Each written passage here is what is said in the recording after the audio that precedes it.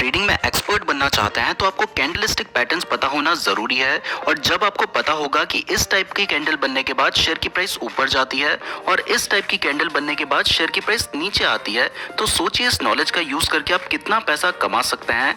इसलिए इस एक वीडियो में मैं आपको 6 कैंडलस्टिक पैटर्न्स बताने जा रहा हूँ, जिनका यूज करके आप पता लगा सकते हैं कि शेयर की प्राइस ऊपर जाएगी या नीचे। पर्पस के लिए है। अगर आप स्टॉक मार्केट में इन्वेस्टमेंट या ट्रेडिंग करते हैं तो अपने रिस्क पर करें और इन्वेस्ट करने से पहले खुद भी रिसर्च जरूर कर लें। और चाहे आपको लाइफ में कितना भी भरोसा हो, कभी भी लोन लेकर इन्वेस्टमेंट या ट्रेडिंग ना करें, क्योंकि सब बहुत बड़ी मुसीबत में पड़ सकते हैं। चलिए दोस्तों, अब उन सभी इंपॉर्टेंट कैंडलस्टिक पैटर्न्स को समझते हैं। सो दोस्तों, इस वीडियो में हम जिन भी कैंडलस्टिक पैटर्न्स के बारे में बात करने जा रहे हैं, उन सभी कैंडलस्टिक पैटर्न्स का नाम आपको भी स्क्रीन पे नजर आ रहा होगा। इसमें हमारा जो फर्स्ट नंबर का कैंडलस्टिक पैटर्न है, उसका नाम है हैमर कैंडलस्टिक पैटर्न। तो दोस्तों, हैमर यानी हथौड़ा, तो आपको नाम से ही पता चल रहा है कि इस पैटर्न में जो कैंडल बनती है वो हथौड़े जैसी दिखाई देती है। और अभी आपको स्क्रीन पे जो कैंडल नजर आ रही है वो भी आपको थोड़ी बहुत हथौड़े जैसी लग रही होगी। इसकी जो नीचे लंबी सी डंडी है इसको लोअर विक कहा जाता है और ऊपर छोटी सी जो डंडी निकली है इसको अपर विक कहा जाता है। अब मैं आपको 4 ऐसी कंडीशंस बताऊंगा जिन कंडीशन से आप आइडेंटिफाई कर सकते हैं कि एक कैंडल हैमर कैंडल है या फिर नहीं। सो दोस्तों, हैमर कैंडल को आइडेंटिफाई करने के लिए ये 4 कंडीशंस होना बहुत ज्यादा जरूरी है। पहला, शेयर डाउन ट्रेंड में होना चाहिए, यानी कि शेयर की प्राइस गिर रही होनी चाहिए। अगर शेयर की प्राइस बढ़ रही है तब हम इसे हैमर सिग्नल कंसीडर नहीं करेंगे। दूसरा, एक कैंडल को हैमर कैंडल बनने के लिए उसकी जो अपर विक है वो या तो नहीं होनी चाहिए या बहुत छोटी होनी चाहिए, और जो लोअर विक है वो बहुत लंबी होनी चाहिए। उसकी बॉडी का जो साइज है उसके डबल से भी लंबी होनी चाहिए। तो अभी आपको स्क्रीन पे जो कैंडल नजर आ रही है, इसकी जो अपर विक है वो बहुत छोटी है और जो लोअर विक है वो बहुत लंबी है, इसलिए ये एक हैमर कैंडल है। तीसरा, हैमर कैंडल ग्रीन भी हो सकती है और रेड भी हो सकती है, लेकिन अगर कैंडल ग्रीन है तो वो ज्यादा पॉजिटिव मानी जाती है, बट अगर रेड कैंडल भी है तो उसे भी हम हैमर ही कंसीडर करेंगे। और फोर्थ कंडीशन है कि हैमर कैंडल बनने के बाद जो उसकी नेक्स्ट कैंडल बनती है वो हैमर कैंडल से ऊपर बननी चाहिए, तभी हम उसे हैमर सिग्नल कंसीडर करेंगे। अगर वो उसके नीचे बनती है तो फिर हम उसे हैमर सिग्नल कंसीडर नहीं करेंगे। तो जैसे ये एक हैमर कैंडल है और इसके बाद जो नेक्स्ट कैंडल बनी है वो हैमर कैंडल के हाई में बनी है, तो ये एक वैलिड सिग्नल है। अगर ये हैमर कैंडल के नीचे बनी होती तो आप इसे वैलिड सिग्नल कंसीडर नहीं कर सकते थे। तो दोस्तों, अगर ये चारों कंडीशंस फुलफिल होती हैं तो इसका मतलब है कि यहाँ से मार्केट ट्रेंड चेंज कर सकता है। अभी तक शेयर की प्राइस नीचे गिर रही थी, यहाँ से ऊपर उठ सकती है, तो ये एक बुलिश सिग्नल है और आप यहाँ पर बाय कर सकते हैं। तो इसमें आपको जो एंट्री लेनी होगी वो आपको हैमर कैंडल के ऊपर लेनी होगी, यानी कि जो नेक्स्ट कैंडल बनी है उसमें जब वो हैमर कैंडल से ऊपर आएगी तब लेनी होगी। और आपका जो स्टॉप लॉस होगा वो हैमर कैंडल का जो लोएस्ट पॉइंट है वहां पर आपका स्टॉप लॉस होगा। हमने हैमर पैटर्न के ऊपर एक सेपरेट वीडियो बना रखी है, उस वीडियो का लिंक डिस्क्रिप्शन और आई बटन में दिया गया है, तो आप उस वीडियो को भी देख सकते हैं।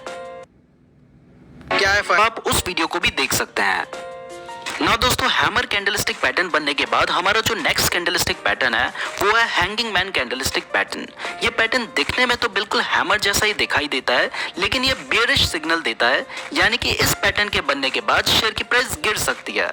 अब हैंगिंग मैन पैटर्न के लिए भी 4 कंडीशन जरूरी हैं। पहला, स्टॉक अप ट्रेंड में होना चाहिए, यानी कि शेयर की प्राइस बढ़ रही होनी चाहिए, जबकि हैमर पैटर्न में शेयर की प्राइस गिर रही होनी चाहिए थी, शेयर डाउन ट्रेंड में होना चाहिए था। इसमें शेयर अप ट्रेंड में होना चाहिए।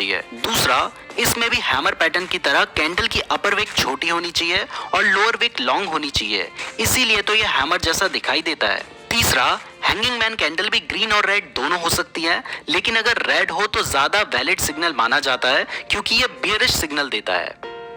और चौथा, हैंगिंग मैन कैंडल बनने के बाद जो नेक्स्ट कैंडल है वो हैंगिंग मैन कैंडल के नीचे बननी चाहिए।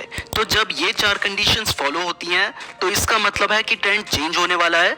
अभी तक शेयर की प्राइस बढ़ रही थी, अब नीचे गिर सकती है, तो ये एक बियरिश सिग्नल है और यहाँ पर आप शॉर्ट सेल कर सकते हैं। इसमें आपकी एंट्री जो नेक्स्ट कैंडल नीचे बनी है उसमें होगी और आपका स्टॉप लॉस, क्योंकि आप शॉर्ट सेल कर रहे हैं, तो हैंगिंग मैन कैंडल के हाईएस्ट पॉइंट पर होगा। अगर आपको हैमर और हैंगिंग मैन कैंडल में अभी भी कोई कंफ्यूजन है तो वो इस पिक्चर को देखकर क्लियर हो जाएगा। हैमर डाउन ट्रेंड में बनता है जबकि हैंगिंग मैन अप ट्रेंड में बनता है। हैमर बाय सिग्नल देता है जबकि हैंगिंग मैन सेल सिग्नल देता है। ना दोस्तों, हमारा जो थर्ड कैंडलस्टिक पैटर्न है वो है इन्वर्टेड हैमर। इन्वर्टेड का मतलब होता है उल्टा, यानी कि ये एक उल्टा हैमर है, लेकिन इसका सिर्फ नाम उल्टा है, इसका काम बिल्कुल हैमर पैटर्न जैसा ही है। बस फर्क सिर्फ इतना है कि हैमर पैटर्न में जो लोअर विक होती है वो लंबी होती है और जो अपर विक होती है वो या तो छोटी होती है या नहीं होती है, जबकि इन्वर्टेड हैमर पैटर्न में जो अपर विक होती है वो लंबी होती है, जबकि जो लोअर विक होती है या तो वो छोटी होती है या नहीं होती है, तभी वो इन्वर्टेड हैमर जैसा दिखाई देता है। एक कैंडल को इन्वर्टेड हैमर बनने के लिए ये 4 कंडीशंस फुलफिल होनी चाहिए। पहला, शेयर डाउन ट्रेंड में होना चाहिए, यानी कि शेयर की प्राइस गिर रही होनी चाहिए। ये सेम कंडीशन हैमर पैटर्न के लिए भी थी। दूसरा, मैंने आपको अभी बताया कि इसमें जो अपर विक है वो लॉन्ग होनी चाहिए, जबकि जो लोअर विक है वो या तो छोटी होनी चाहिए या फिर नहीं होनी चाहिए। ये जो सेकंड कंडीशन है, सिर्फ यही एक डिफरेंस है हैमर और इन्वर्टेड हैमर पैटर्न के बीच में। थर्ड कंडीशन भी हैमर पैटर्न की तरह सेम है, चाहे ये ग्रीन हो चाहे ये रेड हो, इससे कोई फर्क नहीं पड़ता, लेकिन अगर ग्रीन होगी तो ज्यादा वैलिड सिग्नल होगा। और फोर्थ कंडीशन है कि इन्वर्टेड हैमर कैंडल बनने के बाद जो नेक्स्ट कैंडल बनती है वो इन्वर्टेड हैमर कैंडल से हाई बननी चाहिए।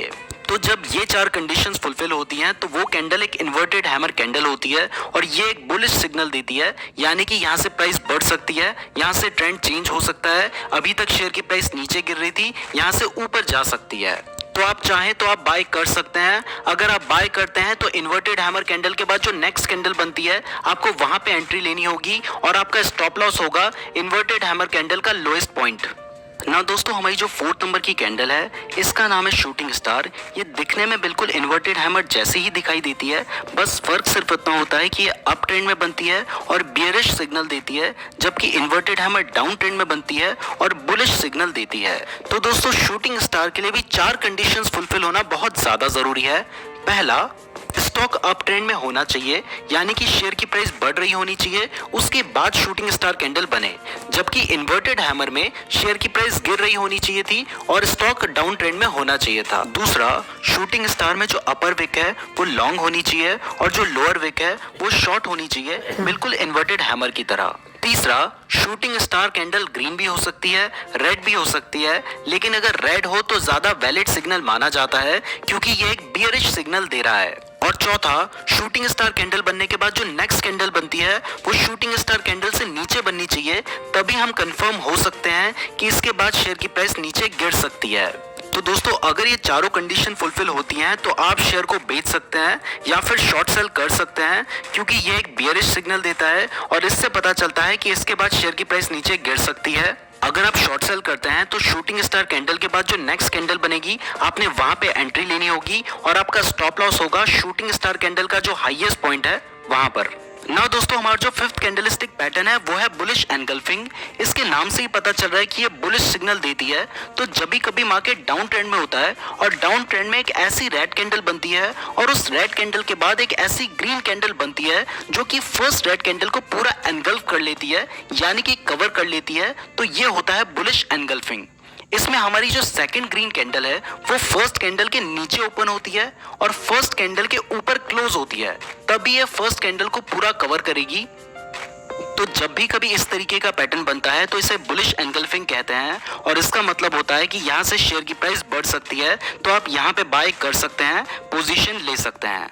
अगर आप बाय करना चाहते हैं तो इस ग्रीन कैंडल के बाद जो नेक्स्ट कैंडल बनेगी आपको वहां पे बाय करना होगा।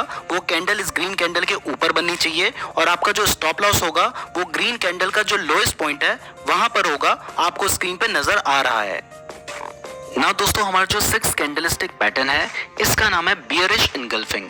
ये बुलिश एनगल्फिंग का जस्ट अपोजिट है और ये बियरिश सिग्नल देता है, यानी कि इस सिग्नल के आने के बाद शेयर की प्राइस गिर सकती है। तो दोस्तों, जब भी कभी शेयर अप ट्रेंड पे चल रहा होता है, यानी कि शेयर की प्राइस बढ़ रही होती है और उसके बाद अगर एक ग्रीन कैंडल आती है और उस ग्रीन कैंडल के बाद एक रेड कैंडल आती है जो कि उस ग्रीन कैंडल को पूरा कवर कर लेती है, यानी कि एनगल्फ कर लेती है, तो इस पैटर्न को बियरिश एनगल्फिंग कहते हैं।